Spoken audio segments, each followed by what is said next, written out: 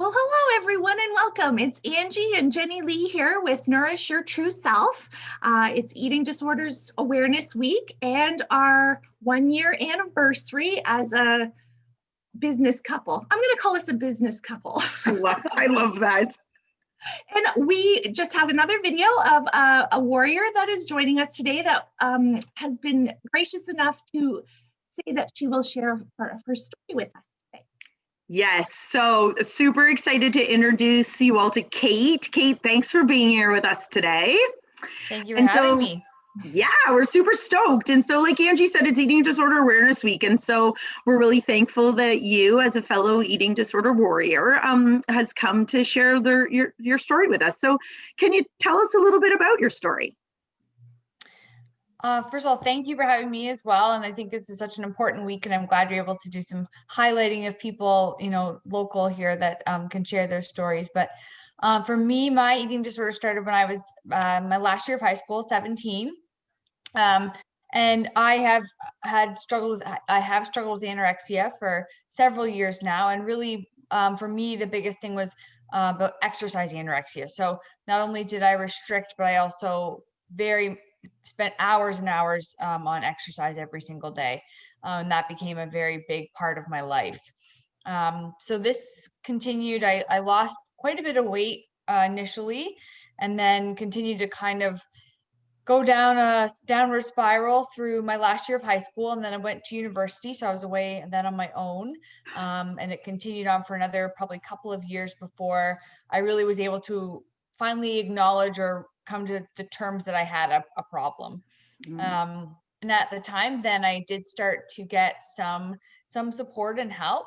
And then over the next basically almost 10 years, or more, maybe 15 years, I was kind of in and out of doing well, struggling, doing well, struggling. And it actually wasn't until just about 2 years ago that I had a real health scare, and actually went to the doctor thinking I just needed some anxiety medication or something. I was feeling really stressed. I'd lost some weight, wasn't really eating or sleeping much. And my heart rate registered at only 32 beats per minute. And they were very worried, of course. Everybody. Yeah, it's very scary. And at the time, my doctor said, I'd really like you to consider going into the adult eating disorder program in London, and talking to them, at least, if nothing else, talking to them. Right. So I did take that step at that time. And this was about, just over 2 years ago, or maybe 3 years ago now, 2 or 3 years ago now. And I went in and met with them there, and they made me feel very at ease. I was shocked. I was terrified to go in. First of all, I was terrified. Terrified about what had happened. I hadn't told anybody because I was just didn't know what to do. But knew I was an adult and I had to kind of figure this out and handle this. But it really pushed me to take that next step. And I went in and met with the team there. And the first thing they kind of did was say, like, this is what we do. We are on your side, and we just want you to be better. So they really made me feel like this was about me getting better and not about me having done something wrong, me having, gotten down this horrible thing and they were trying to punish me. It was nothing like that. It was all about how do we work as a team to make sure you can carry on in a positive way. So I had an appointment there and then got put on a waiting list to join the outpatient program. It was 9 months before I actually entered the program, which is a little scary. It was a shock for me, to be honest. Like, I was shocked at how long it was going to be to wait, because you always feel alone. You're not alone. I'll tell you right now, you're not alone. There are many people out there struggling. But in the meantime, they gave me access to the nurse and nutrition counselor, and I still got to come in periodically and kind of meet with them and just start going down a better path, at least of eating a little more, starting to get things back on track. When I did start the program in the fall of that year, I guess it was 2019, I met with a doctor. The outpatient program means you meet with the doctor every week. And so that for me was Friday mornings. I'd go in before work, and that would be my first first part of my day, and then I'd go to work. And really, again, it's all about kind of getting you back to a healthy weight. And it's an agreed upon healthy weight. It's not, they're not going to force you to do anything. They're going to give you the guidance, the tools, the support, and you need to make that decision. And I was ready. I think that was the other big thing is in the past when I've gotten help and kind of had setbacks and gotten help, I never really felt as committed as I did this time. And I think for me, that was really important. I was doing it for me this time versus because I felt like it was the right thing to do or people were worried or whatever. This was really a decision I made on my own for myself that I didn't want to deal with this anymore. So it took me about almost a year, just a little, I guess about 9 or 10 months to get to kind of the weight we had needed to get to. And then I continued to still see the doctor for another 4 or 5 months, but it was, every 3 to 4 weeks versus every week. I saw him every week for about 6 months, and then it tapered, got further apart after that. But, even this fall spring, after going through COVID and losing my job during that and different things, I reached back out and, cause I was feeling like I was starting to, struggle a little bit, and they welcomed me calling and said, absolutely, let's get an appointment set up and chat what's going on. So I know I have the support there forever, I guess. And it's a huge relief to feel that I can reach out and anytime and kind of just refresh. Yeah.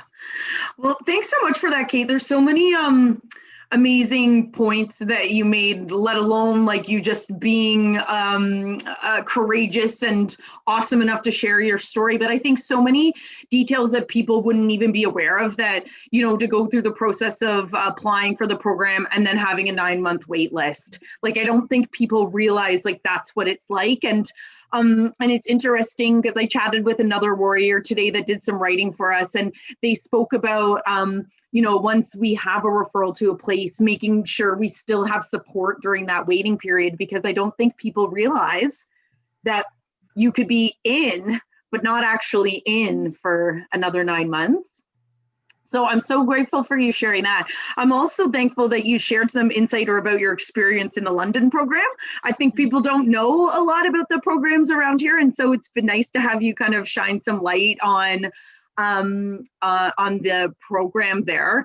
And super awesome. I loved listening to you just talk about how they held space for you, like how welcoming they were, and they didn't force you. And it was really, I love how you described them. They just kind of wanted to wrap around you and support you through the process.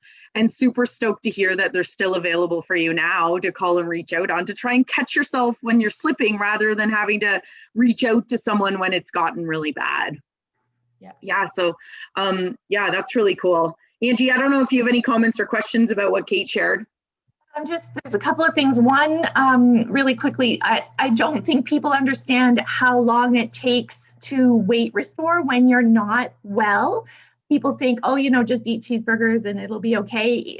Gaining weight is as hard as losing weight for people, right? Like you're trying to work with the system that we've got. So it does take a really long time, and it is a big commitment. And I just wonder if you have one little tool that you use really regularly that you can just highlight for us as we kind of close up. Sure. So yes, it does. I was up to 3 Ensures a day at one point and still was hardly gaining at all. And it was shocking to me to see how much I had to eat to gain. It was honestly just so shocking. But your body shut down, and it's really restarting all your insides again, essentially. Yeah. But it's restoring all the stuff before it puts weight on. So people, when I worked in hospital, I would have some people eating 5,000 and 6,000 calories a day, and they still won't gain because their body's using it to restore other body systems. So it's really a big surprise for a lot of people, a big surprise. I used to tell myself, Kate, when I was in treatment, I was on 3 Ensures a day too.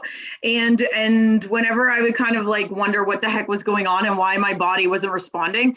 And I don't know if this is scientifically true, so Angie, you can tell me, but maybe it was a story I told myself. But because my body was so deprived, I used to tell myself like my liver and my kidneys and my heart and everything was like shriveled up. And so it was stealing all of the nutrients in order to like grow back to a healthy place. So I used to like imagine like my insides were actually like turning from, like raisins into grapes almost, like feeding it. And so it was like soaking all in. So the rest of me, the weight couldn't take those nutrients because my organs needed them. And so I don't know if they go from raisins to grapes, Angie, but like biologic, no, not quite. But essentially like it's, like our body needs the refeed before we can even weight restore. Yeah. And there are studies to show the ultrasound of somebody's heart that it's smaller because it's been used for fuel. And that's where your body's naturally going to put that back before it puts on muscle mass and weight mass. It's just, it makes good sense biologically, but it's shocking how much it takes. Yes. And it's super frustrating. I don't know about Kate, if you get super frustrating when you're doing all of these things to weight restore and think that you're making some change and your body isn't responding. There's some body trust there. It's like, why aren't you listening? And right. And so thank you and Angie, and thanks for highlighting this piece so that if there's anyone who's struggling and feeling like, why isn't my body responding? Knowing that, like you said, you're not alone, and it's just not going to restore as fast as our brains think it's going to. Yeah. And so I don't want to like hog the camera with Kate, because Angie did ask you a really awesome question too that we can end with. If you've got any like tips or tools or something, whether it's for someone who's struggling with an eating disorder or someone who's supporting, or maybe you got tips for both that you could share with us. Sure. I would say for me, one of the biggest things that's become valuable is if I have felt like I've overate a day or I'm having a bad day, is actually physically write down what I ate, for one, so I can see it on paper and say, you know what, reality check, you haven't. And building that kind of inner self-talk too, like I really developed some good tools now to know how to fight the voices in my head or the feelings I might have. So that was another like really big thing I've really learned. And just writing things down again, just get it out. If you're feeling kind of crappy, get it out. And then using the right resources. So I have a counselor, I have the clinic of support, but that was my main supporting cast. And then my friends or others become the supporting cast, I guess, of the main roles. Because I didn't want my friendships to become all about this, or me to have to rely on my friends to provide counseling when they're not qualified to do so, nor do they know what to say. It's not fair to them. I mean, there's a lot of reasons, and I know my friends wanted to be there for me, but the best way for them to be there for me was in that more supporting on the wings role versus them being the main player, me relying on that, because it just doesn't work. They're not experts, and they shouldn't have to be. And then if there is someone in your life you think is struggling, I think, be compassionate. They may not be ready to change. And I think if you try to push people too hard, too fast at the beginning, it's not probably going to be sustainable, because either they're going to do it for the wrong reasons, or it's just going to create a huge rift in your relationship. And I've gone through that too. And certainly like had to rebuild some relationships with people who I just couldn't take the pressure or I just felt like I was never going to please them because I wasn't getting better. So I think you have to kind of be ready and do it for yourself, because you're worth it. And there are great people out there to support you, but finding that right support, like going to that clinic changed my life in so many ways, and I'll never regret doing it. Oh my God, that was wonderful.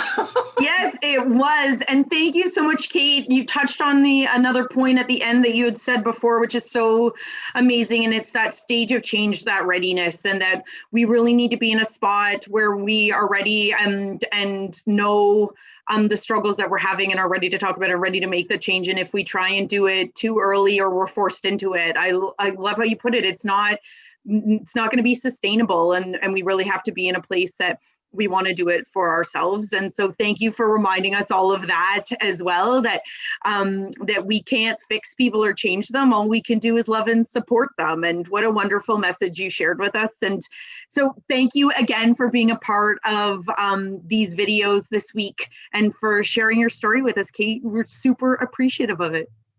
Well, I think you're doing awesome work, and I'm really pleased to see that you're both kind of working together, and yeah, congratulations. Thanks, lady. Thanks so much.